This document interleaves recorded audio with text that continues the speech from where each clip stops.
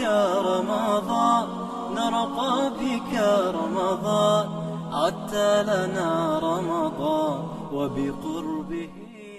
40 حدیث نبوی در فضیلت رمضان. به نام خداوند بخشنده و مهربان.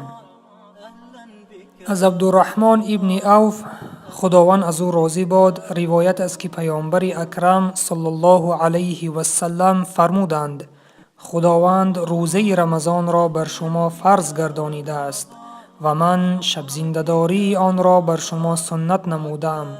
پس شخصی که از روی ایمان و امید ثواب و باوری روزه گیرد و شب زنده‌داری نماید سبب مغفرت گناهان گذشته اش می شود.